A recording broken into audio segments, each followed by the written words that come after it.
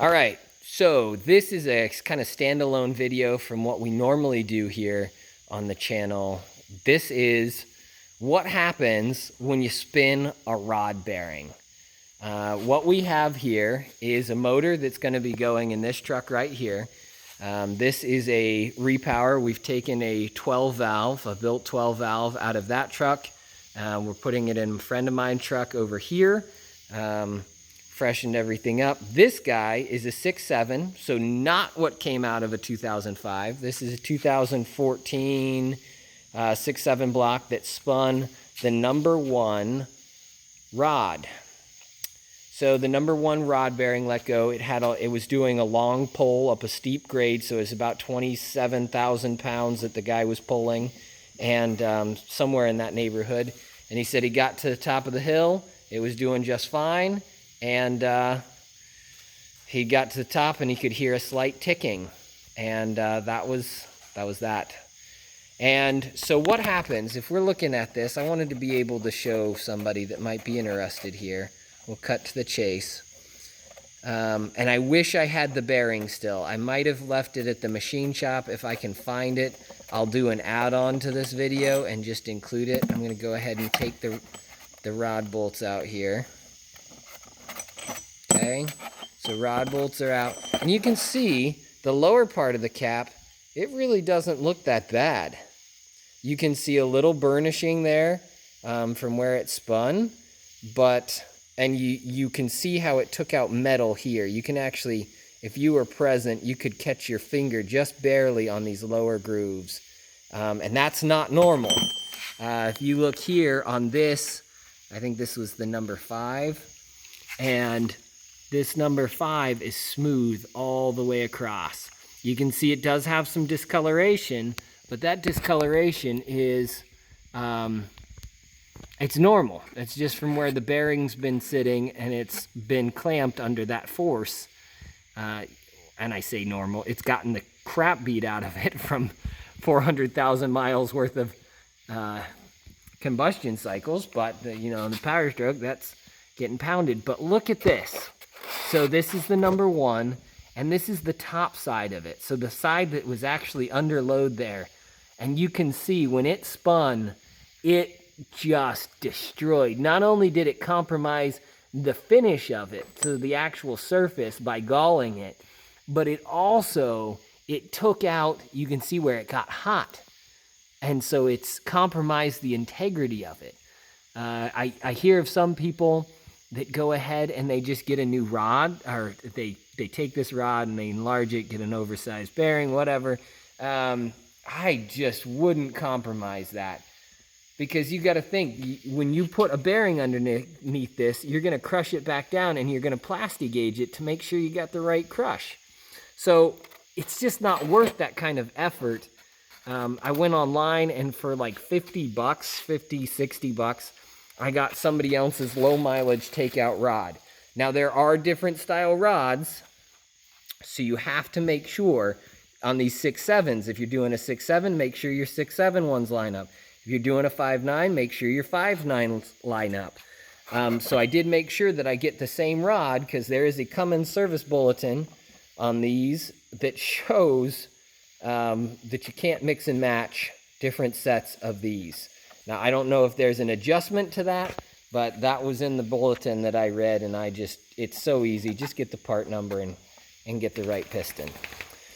So the long and the short of it is when you start to hear that tapping and you think that you've got a rod bearing that has failed, it's going to be something that looks about like that, guys.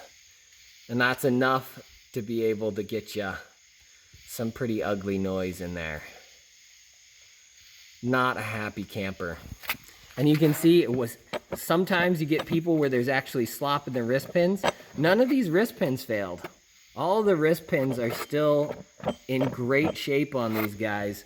So, and I think it was the guys over at Power Driven Diesel. They had a truck that came in, a 6.7 with a knock, and it was actually, the wrist pin had frozen up and it had eaten this thing out, and there was slop in that. And I have seen that once before.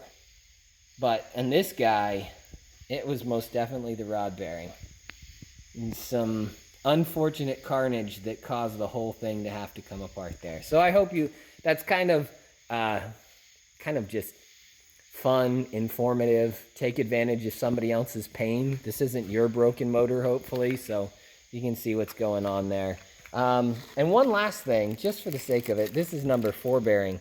But if you have something, remember, don't just go after the one rod. You've got, even if the other rods are good, you got to go in there and put new bearings throughout, because the material that gets spread around.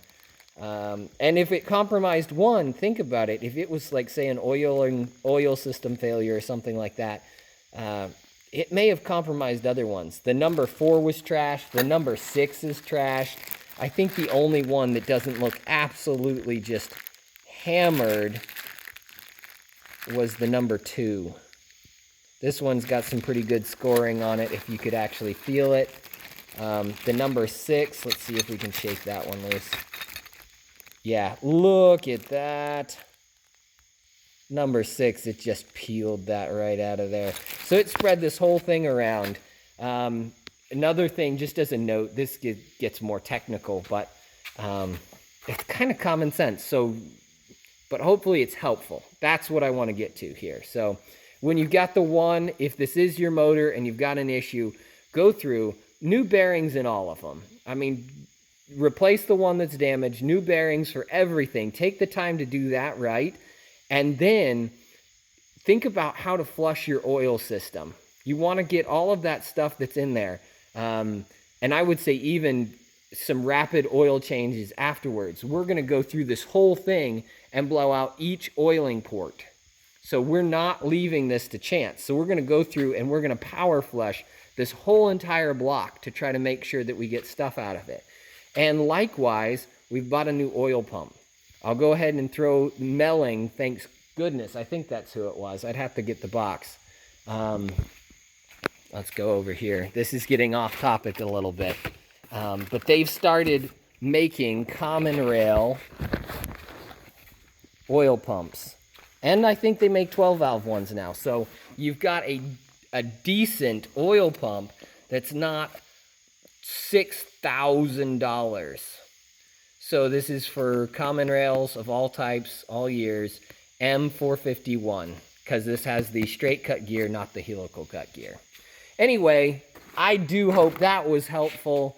Go through your oiling system after this has happened. Save yourself from some pain. I would hate for somebody that's watching this to, be curious about this because they've got something that doesn't sound right. Go into their motor and then just do the one, and then have another piece of trash get stuck, as you saw in those bearings, and it take out another one in a little bit. It's just not worth it. Save yourself the time and the hatred that you'll feel towards your truck while you're doing it. All right, happy wrenching, guys, and we'll see you later.